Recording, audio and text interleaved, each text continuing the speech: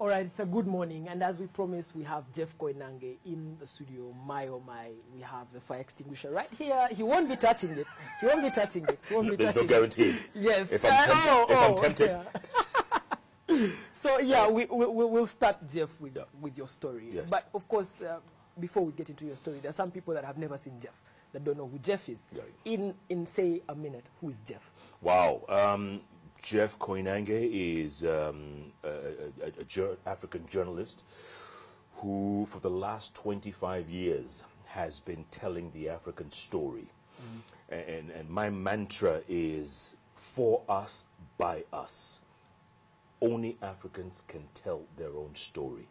And I realized that many years ago when I was working in New York City, I realized if we ever want to tell our story, you got to go on the ground to tell it yourself, which is what I started doing. And I did that for a good quarter century. Still doing it in a different way. Now I'm in a studio interviewing people, using a fire extinguisher. Yes. But I didn't always want to be a journalist. That's true. And that's where I want to go. Let's start there. How do you end up in a flight? Yeah, good.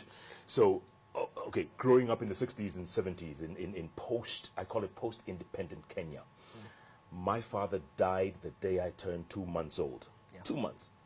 So he left behind a widow and 4 children from the ages of 4.5 to 2 months, which was me, the youngest. So my mother raised us and told us the one thing she would give us would be that firm foundation called an education. Yes. Took us through primary school and secondary school and best schools at the time. What fantastic schools, which basically molded us. Cut a long story short, get to Form 6, which is the last stage of secondary school. Complete that, and obviously there's no money to go on to college or university. So I decided, you know what, maybe I wasn't never meant to be, but you know, we'll see how it goes. One day I see an ad in the newspapers.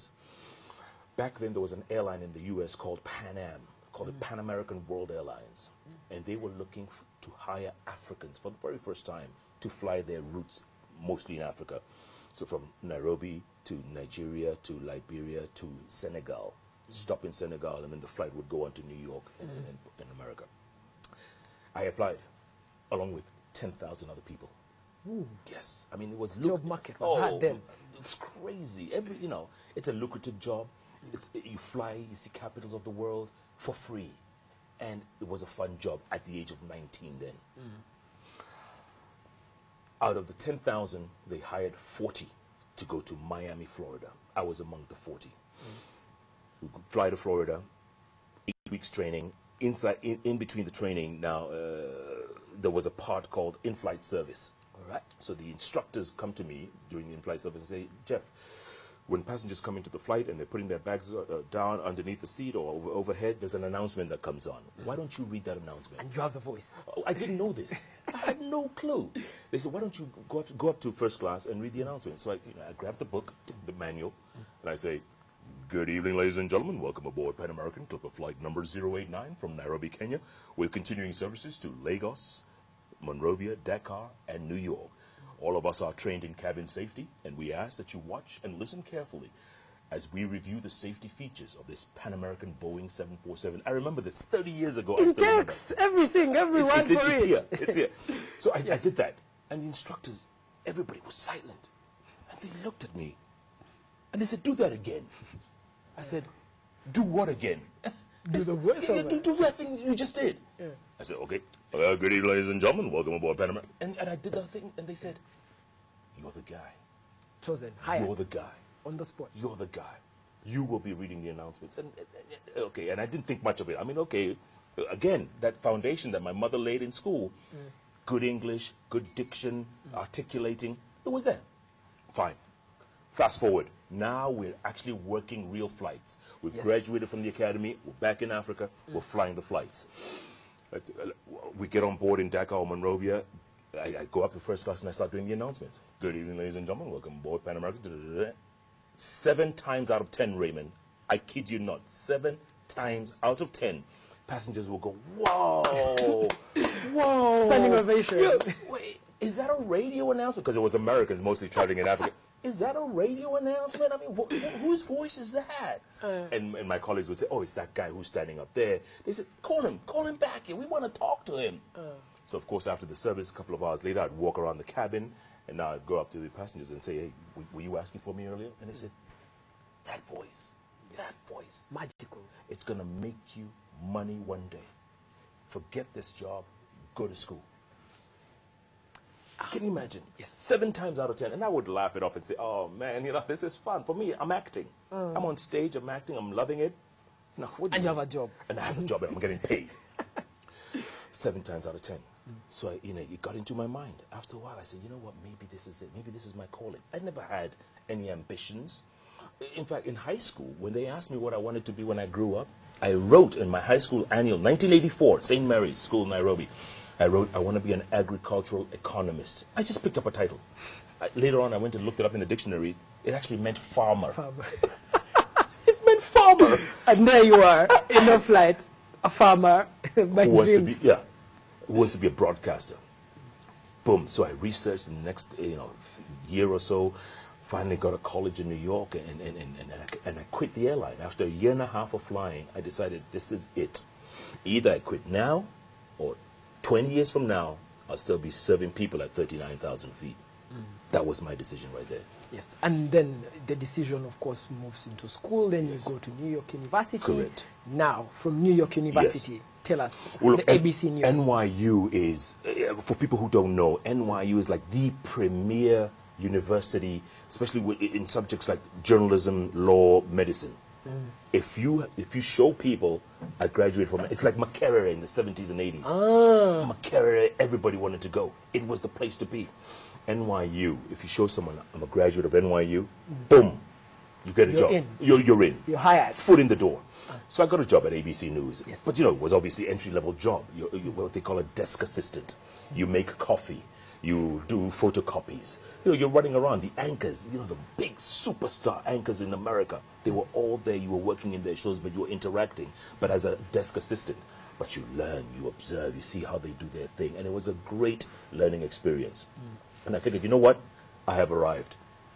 You have arrived at the desk? You've been a desk assistant? America is where I'm going to be now. I am never going back to that Africa. Never. Yes. One day, 1984, I look on the TV. And all news, obviously, all news in America is about Americans. Yes. They don't care about you people. Africa is one big country. Still, even then, imagine 25 years ago. So one day in early 1993, I see breaking news out of Mogadishu, Somalia. Black, exactly. The militants have engaged the U.S. Army Rangers, and they have shot 2 helicopters out of the sky.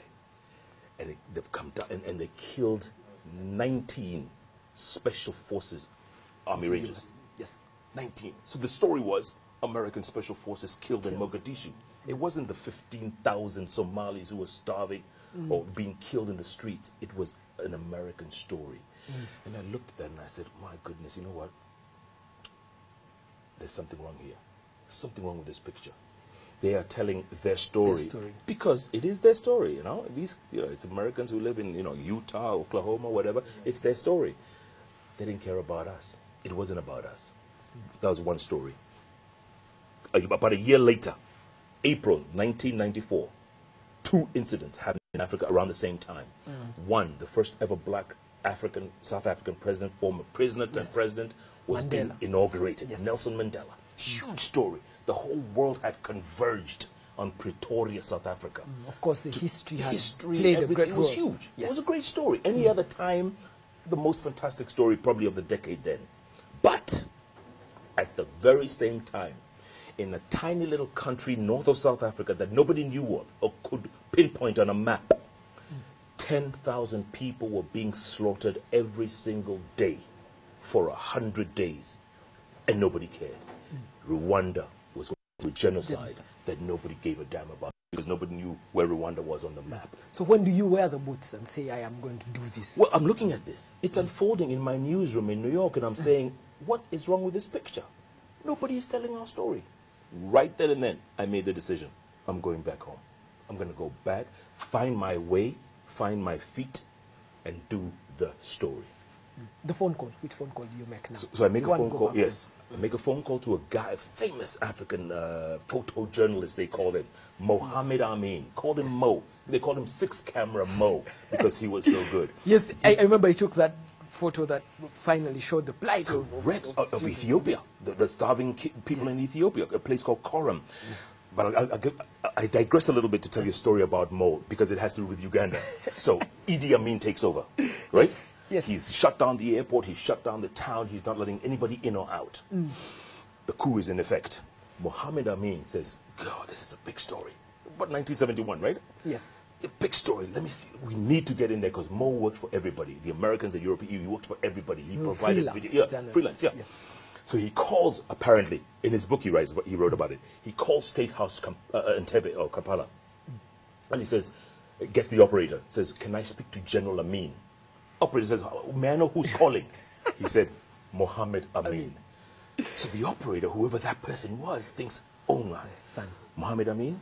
General Amin? I better put this call through. He puts the call through, Idi Amin picks it up, and Mo says, hello General, my name is Mohammed Amin. I'm a freelance journalist. I'm in Nairobi, Kenya. I understand you've shut down Entebbe Airport, but would like to come and report what's going on in Uganda. Can you allow us?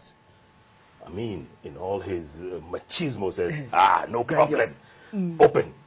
Mo hires a plane in Wilson Airport, Nairobi, flies with his crew. Everyone else is shut out, right? Nobody else can get in. And Mo makes sure that nobody gets in but him. Flies into Entebbe. The airport is cleared. He lands straight to State House Kampala. Yes. Interviews Idi Amin. Spends time with him. Pictures go around the world. Mo gets a world scoop. That was Mo. And so I contacted him. I said, listen, man, my name is Jeff Koinange. I'm in New York City. I want to come and tell the African story. He says, oh, this is what we've been looking for. Pack up. Get out of there. Come home. Only you can tell that story. That was Mo. And that's what I did. Yes. So when you come, where do you go? So, in the meantime, I'd applied to various organizations, and the one that picked me up was Reuters Television. Yes. Reuters, for those who know or don't know, is a wholesaler of news. They have freelancers all over the world, gather news, and they sell it now to the retailers or broadcasters. CNN, Sky, Jazeera, BBC, everybody. They sell it to them. So sometimes you see on TV, it says Reuters Television or APTV. Those are the pictures provided by all these freelancers. And the broadcasters use them because obviously the broadcasters can't have everyone everywhere. I started working for them. And at the same time, I started working for KTN because I had been away about 10 years. That's just the photo people are seeing. You, young, right there in front of the screen. Looking like a thin little guy. That was my first broadcast when I came back from America. And the funny thing is, I had been away 10 years, but I didn't realize that my accent had changed in that time. Coming from a British colony to America for 10 years, I had that, what they call a twang. I don't know what you guys call it, American accent. We call it an accent. So, I get on the news. Oh, Musama. They call you a Musama. Yes, from the Sama. Okay. So I get in the evening news one day and I say, good evening, I'm Jeff Koinange. Jeff Koinange, this is news at 9 o'clock, whatever it was. And the switchboard lit up. And people were saying, who's this guy? He has an African last name, but he can't even pronounce his own name, stuff like that. But then it was different, and people tuned in, and it was the start of another, obviously, part of my career. And it was fantastic being back home. So I did Reuters, I did KTN at the same time. After a year, I decided, let me just concentrate on one of these networks just so that I can grow. Yep. Reuters, in the meantime, decided now to move me from Nairobi to Abidjan in Ivory Coast. Short-lived stay. 6 months. Yeah, only 6 months. But it was supposed to be like a 4-year stay, but I was there for 6 months. But I covered one of the biggest stories that broke in West Africa at that time. And I talk about it in my book, Sierra Leone. We are in Freetown, January 10th, 1999. You probably weren't born then. You guys, January 10th. I just turned 33. And we were what they call the RUF, Revolutionary United Front. The kids, the child soldiers, they were burning down Freetown, literally, block by block. The UN building was up in flames, the parliament was up in flames, everything in the streets of Freetown was up in flames. So obviously people were just fleeing, everybody taking off. And the funny thing about us journalists, when everybody's taking off this way, you're coming. we're going in this way. madness. Yes, you in the book you mentioned you end up at a roadblock, and these kids are saying, all right. We end up at a roadblock, and now it's us, Reuters and APTN, the only international journalists on the ground in Sierra Leone. No one else. So we have a convoy, just like you did in Juba, in South Sudan. We have a convoy of ECOMOG peacekeepers, and we're going through a roadblock, going through the streets of Freetown. Bloated bodies everywhere, women, men, children, dogs chewing on bodies, vultures tearing away at flesh. It was a scene out of hell. Literally, I thought the gates of hell had opened up and we had arrived, because the streets were littered with bodies. So then we're filming everything. Because we're competition. ABT and Reuters were always competition. So we're filming. We want to get these exclusives out. We finished filming for about an hour, and I tell my cameraman, Ivory Coast guy then, called Clotaire Achi. I tell him, Clotaire, I'm going to take this tape, because those days we're using tape. Yeah. I'm going to take the tape, run back to my hotel about 3 miles away, and I'm going to transmit these pictures while these APTN guys are still filming. Then they go and we scoop them. We're still thinking scoop, and there's dead bodies everywhere. It's madness. Your job. It's got to be done. Yes. It's got to be done. So I take the tape. I now run to the hotel, because there's no transport. There's nobody around. I'm just walking through bodies, just meandering all the way to the hotel. Make it. Edit the pictures. Send them to London. London calls and says, wow, this is what's happening. These are the pictures. This is world exclusive. Boom! They send them out everywhere around the world. The pictures are being seen. And I'm sitting there in my room saying, we scoop these guys. As I'm feeling really good about myself, the door bangs. Boom, boom, boom. And I said, oh my God, what's happening? I opened the door. Clotaire, my cameraman, is there. His white T-shirt covered in blood. From head to toe. The whole T-shirt, jeans, everything, blood. And he says, Jeff, they killed us. They're killing us out there. I said, Clotaire, what happened? I just left you. We went into an ambush. This is a story now. Yes. When he had come down, they went through an ambush. Child soldiers there. Child soldiers looked at them, looked at the soldiers, and they said, you know what? This is the day. They sprayed all the cars. Boom, boom, boom, boom, boom, boom, boom, boom, boom. Killed one of the APTN cameramen. Yeah. The bureau chief was also with there. They had a 3-man crew. The bureau chief, bullet in his head, still alive, but struggling. And then a third cameraman, a photographer, escaped through the window, took off. ECOMOG soldiers, about 5 of them were killed, but all the child soldiers wiped out right at the roadblock. So we decided, what do we do? What do we do? Our colleague has been killed. Okay, let's go back down there. We rushed back to the scene.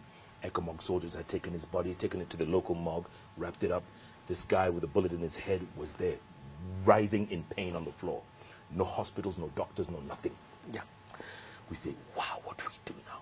We're in the middle of what do we do? So we called our headquarters. They say, okay, we're going to call around, make sure APTN knows, make sure everybody knows, do not broadcast anything yet, because obviously the family has to be told first.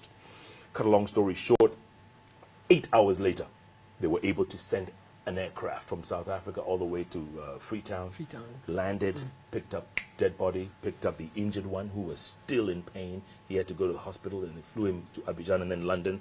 Finally, he was well after it took him a year to recover. Took the bullet out of his head, recovered, and he was okay after that. And now the decision was, what do we do? Do you stay? Do you go? Exactly. Do we stay? Do we go? And we said, my God, if we go, no one will ever tell the story of these Sierra Leoneans. It's over for them. If we stay, we could die. We decided to stay. And ironically, you write and say, no story is worth your life. And no here you are, staying. Absolutely. No story is worth dying for. And I tell people, every time I talk, when I was talking to the kids at the Kampala International University yesterday, KIU. Yes. I was speaking to them yesterday afternoon, and I told them one piece of advice. If you want to be in this business, remember one thing: no story is worth dying for. But it was so important for us to stay in Sierra Leone. That country was going to hell in a handbasket. It was over for them. And we stayed another 26 days on the ground. And one of the most horrific stories I did, stories of bodies and streets and everything was horrible enough. One day we decided, let's go visit the local hospital, the only functioning hospital in Freetown, called Connaught Hospital. We're there. We arrive at 9 in the morning. As we arrive, a truck comes in from the countryside, full of people, jam-packed with villagers. Truck stops in front of the hospital. Everybody comes out. Boom, boom, boom, boom, boom. Everyone with bandages everywhere, legs, hands, bandages, head. They come in. They go straight into the waiting room. The doctor, 1 or 2 of them, it's obviously understaffed. The doctor comes up. He looks at one guy who had bandages in both arms. Unwraps the bandages quickly. As he unwrapped the bandages, the whole hand came off. Boom! On the floor. Fell off. Boom! Horrifying to see. Oh my God. And here we are. My cameraman, Claude, he's filming everything. I'm looking at it, and the guy's not screaming. He's not doing anything. He's just looking at his arm falling. Doctor grabs a shot of morphine, injects it into his arm, wraps it up again. Takes off the other bandage. Boom! The other arm falls off. Oh, yeah. Here we are now. We're saying, no, we're dead. We're done. It's over. Wraps the guy's arm off. The guy's saying, oh, and I'm asking him, what happened? What's going on? He says, these child soldiers, these rebels were telling us, oh, you want multi-party democracy? Okay, let's see if you can vote without your arms. And they would take them out and tell them, this is your choice. Do you want short sleeves or do you want long sleeves? And we did. Obviously, the villagers didn't know what that meant. What is long sleeves? What is short sleeves? So they would choose random. Okay, I want long sleeves. Long sleeve, choom, boom. They cut your arm right here by the wrist. Yes. Short sleeve, boom, by the elbow. That was the choice. Long sleeves or short sleeves. By these 10-year-olds who are running this country. It was madness. So, back to the arm on the floor. Obviously, they were used to this, these medics. The nurse would now pick the arm on the floor and throw it out the window. The dustbins were all full of limbs. Pick up the arm, throw it out the window. Claude, my cameraman, follows the arm. Boom, boom, follows it out the window. He said, oh, I wonder what's out there. So as we finish filming here, now we run into the back to see where those arms are going. As we go to the back, it's like a toy factory of limbs, wrists, elbows, arms, legs, all in the back. Dogs feeding on them. Imagine that. Are these human beings?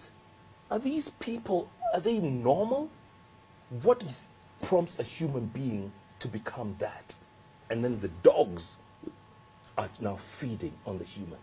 Oh, it was the most horrific thing. Of course, you have to remain a journalist. You have to be objective about it. You have to be extremely objective. But it was the most horrific thing I ever saw. Fast forward now, we'll skip a couple of them and go to the Niger Delta. Oh wow! Where you almost died again. Again. How does that happen? Well, look, the Niger Delta was a very volatile place. People know the story. Militants, because of 50 years of multinationals literally raping that country and not pumping anything back in. There were no schools, there were no hospitals, there were no clinics, there was nothing in the Niger Delta. It was just barren. And these rebels decided, you know what, this oil is ours. We never gain from it. What are we going to do? We're going to control this area. So they, over time, they accumulated arms. They accumulated, they built a base deep down in the Niger Delta.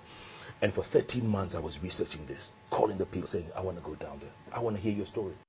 What pushes you to go down to a place where people are dying from? I know. It's dangerous. It was very, very dangerous. But, I figured, I had covered so many stories in Nigeria, but I wanted to do this one. This is one story I really wanted to do and show the world what was really going on. The multinationals had made billions and billions of dollars. These people were suffering. So how do you make sense of it? Finally, about a year or so later, I got a call from the rebels, and they said, listen, we're ready for you. Come down. What? Yeah. I called my people in Atlanta, and they say, okay, go. Make sure you're safe. Go. 3 of us go down, myself, a cameraman, and a photographer. Fly into Wari, hire a boat, link up with the rebels, go down into... Of course, our viewers don't know you are carrying 200 kilograms of equipment. Which is what we did when we traveled. There was about 10 or 12 cases. And you have to fit that on a small boat. You have to fit that. Or if it's a small boat, you leave some out, you take the essential stuff. But still, it's 200 kilograms. It's a lot of stuff. Anyway, we're there in the creeks. When you get into the creeks in the Niger Delta, it's not just... it's not just you get on a boat and you go like 20, 30 minutes. You are driving in the water, for like 2 hours in these mangrove creeks. You're going in there and you don't know where you are. As we're going, and these rebels are guiding us because they've given us permission, all of a sudden we see a boat coming our way and we say, wow, maybe that's the Nigerian Navy. Maybe they've discovered there's rebels here. What are they going to do? They're going to start shooting. Sure enough, before we knew it, 50 caliber, you could hear it there. Boom, boom, boom. It's coming at this, shooting at us. And we say, oh God, this is it. This is it. Final moment. It's over. I tell my cameraman, I said, listen, man, keep rolling. If we're going to die today, I want it on camera. I was evident. Yes. Because if we do die, these people are just going to dump our bodies into the creeks, the muddy waters. Nobody will ever find us. And of course, the viewers, the photos you see running now, Okay. that's Good. the Niger Absolutely. Delta. And these, before we knew it, it was their fellow rebels who were shooting at us because they hadn't communicated amongst each other that they were bringing people to them. So it was their colleagues.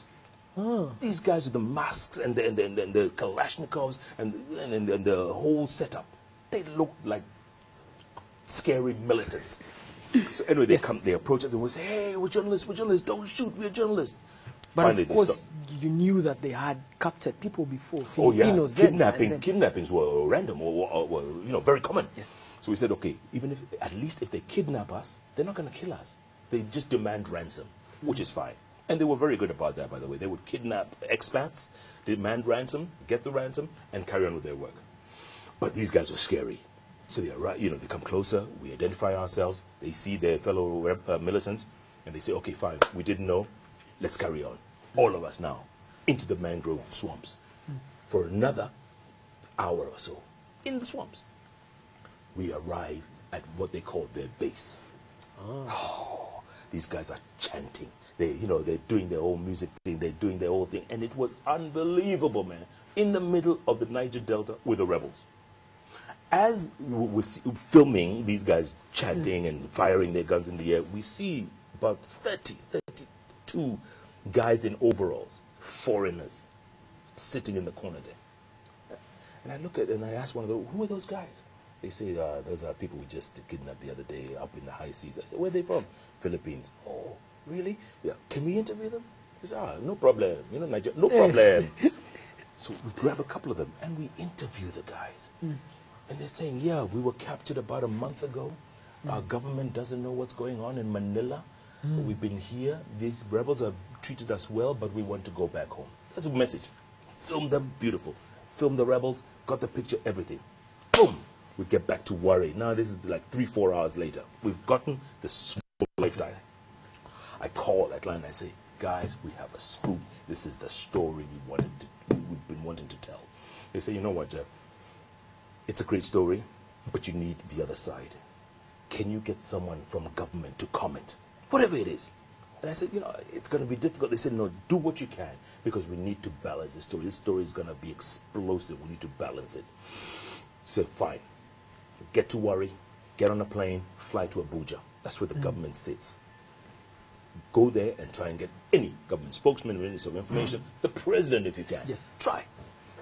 5 days we sat on the ground in Abuja. The story is still cooking. It's a huge scoop. You must let it out. It is cooking in my bag, in the laptop. But we can't broadcast until we get a reaction. 5 days later, CNN says, you know what? We have to go with the story. But at the end of the story, you just say, we're going to come to you live after your story. We're going to come to you live wherever you are and say, we tried to get a reaction from the government, and there was no response. You have to say that, because we did try.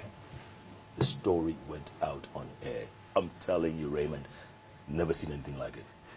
In fact, it was so incredible. The Nigerians who are now caught with egg on their face, they're backpedaling now. They're backpedaling. They realize this is huge. Filipino hostages. Manila doesn't know a thing about it. So now Manila is calling Abuja saying, what's going on? Because the story is being watched by 1 billion people around the world. So the Nigerians decided, you know what? This is how we're going to save face. We're going to say this guy made up the story. We're going to say he stage managed the whole thing. This is what he did. These are Nollywood actors. They got some Indian extras or whatever they are, and he put the story together. It's all fictional.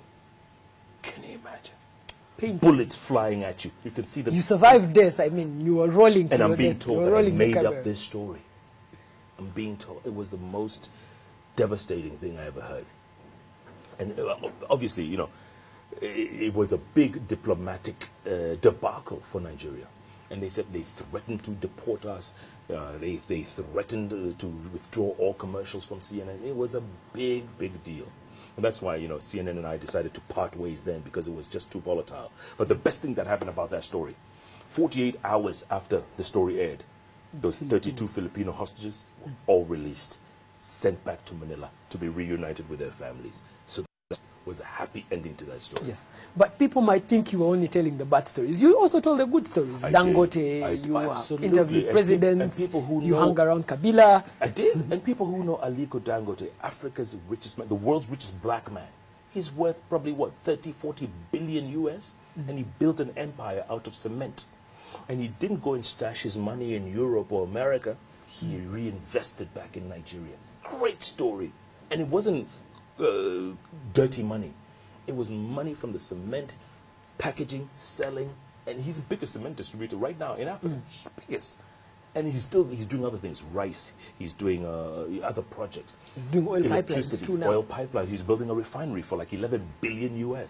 Yes. Aliko, great African. So yes, there was a lot of doom and gloom, but there were also some very uplifting stories. And that brings me to my next question. What's the African story? How do you tell the African story? How do you tell this is an African story? Well, look, it's our people. Whether it's Nelson Mandela coming out of prison after 27 years, running for president, saying, I'm going to do just one term. One term. Give me 4 years, and I will walk away. African story. Unique. And he did it. And he walked away and handed over to Thabo Mbeki. Great man, Mandela. I met him several times. And of course, Thabo writes your preface in the book. Thabo Mbeki wrote the preface because I developed a really good relationship with him, and he was a great man. I mean, he's still a great man, but he was a great president. Thabo, you know, if you ever get a chance, Google something called "I Am an African." Yes. Thabo Mbeki wrote a poem in 1988, 89, I think. But just Google "I Am an African" and listen to Thabo Mbeki's words. I tell you, this man is genius. Genius. But now let's move to your current time. You're at the Citizen now. Yes. You just left the KTN. I did, yes. Why? Well, you know, you have to keep growing, and you know, I'm 50 years old, believe it or not. Believable. I say that, and I feel so old. 1 year old. Half a century. You know, how old are you? 23 now. I think I'm going to leave. No! Just be ready. I'm in transition. You can't touch that. So here's the deal. You're 23, and you want my job. Yeah. And, you know, a whole generation of you guys want my job. Yeah. So I have to keep reinventing myself to stay relevant. All right. That's my answer to that. And that's why, you know, I move around and I reinvent this bench that I have. And I've trademarked this bench that I do, where I interview people and get their story, get their perspective, talk about, you know, debate politics, debate agendas. And that's how I keep my story going, just to stay relevant. And I enjoy it. I love doing what I do because, frankly, this is the only thing I can do. Of course, last week you had Kalonzo Musyoka, who could possibly run in the Kenyan election. Yes. Tell us about that, the fever towards the Kenyan election, good. And what journalism would play as a role. Yeah. We know the Kenyan election is always tricky. Always very tricky. Always. The elections are scheduled for August the 8th, so about 4 months away. We're literally 4 months away. Obviously, the incumbent, President Uhuru Kenyatta, and his deputy, William Ruto, they're obviously campaigning throughout. The opposition, made up of, you just mentioned, Kalonzo Musyoka, of course, Raila Odinga is there. There's another gentleman called Musalia Mudavadi, another one called Moses Wetangula. 4 of them have come together to form this alliance called NASA, National Super Alliance. They call it NASA. NASA, flying to the moon. Flying to the moon. They haven't picked a flag bearer yet. Yes. We're waiting to hear the announcement about who will be the flag bearer. Whoever it is, then they start now competing. 4 months to go. It's not much time. But yes, Kenyan elections are going to be very, it's not a done deal. It's going to go down to the wire, obviously. The last ones were pretty okay, pretty calm, peaceful. 2007, 2008, you know the story. Yes. They were horrific. The country almost went down in flames. So obviously we're aware of that. Hopefully, as Kenyans, we don't want to go down that route again. But elections have to happen, and they will happen. In your last minute, I want you to talk about Through the African Eyes, yes. and where you're going to be book. tonight. Can we see the book? Have we shown the book? You haven't yes, shown the book. No, I haven't yet. By the way, but this is my copy. And I'm going to sign it for you, aren't I? Of course. I'm going to sign you it are. You are. You want to sign it? Probably, I'll make you sign all the pages, just to let people believe that, you know, I know Jeff. Yes, talk about the book and where you're going to be today. Tonight, there's the Radio and Television Academy Awards, sponsored and initiated by a gentleman who's not even a journalist, Yusuf Lule Sewamba. Yeah. Sewamba. Yes. He put this thing together 4 or 5 years ago, wanting to honor journalists. And he's not even a journalist. And he's been doing this every year, honoring the best and the brightest. And he called me out of the, I didn't know who he was, called me out of the blue, and he says, I want you to come to Kampala. Come and inspire the young people. Come and talk, come bring your book, and we'll have an award ceremony, and we'll give you a lifetime achievement or some, some award for the elderly or whatever it is they're going to give me.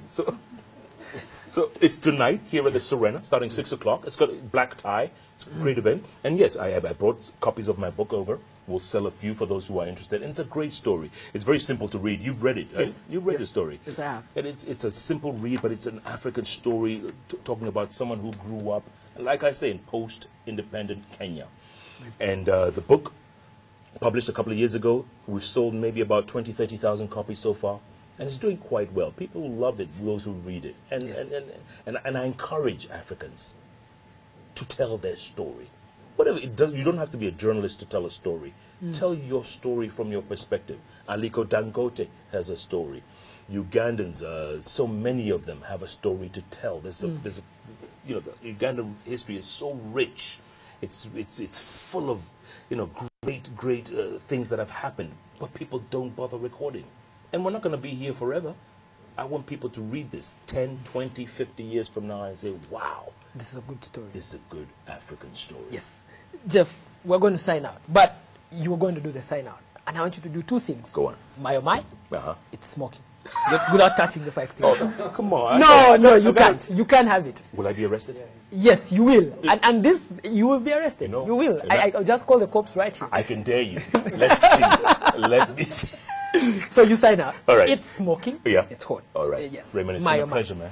It's been a pleasure, and I will sign your book. Your friends will know that I signed the book, yes. okay? Yes. And you're coming tonight, right? Yes, I'm coming. And I hope you all are coming tonight. It's going to be a great event here at the Serena, yes. starting 6 o'clock. The Radio and Television Academy Awards, honoring the best and the brightest in Uganda broadcast industry. My, oh my, you've been watching Raymond and Jeff live right here on NTV Uganda. Thanks for watching. God bless. Good luck. Oh my, it's been smoky. How do you do it? How do you do it? It's still the same over and over. Thank you so much, viewers, for joining us. It's been the big story. Of course, we still have Everyday Life coming up next. From me and Jeff, have a good morning.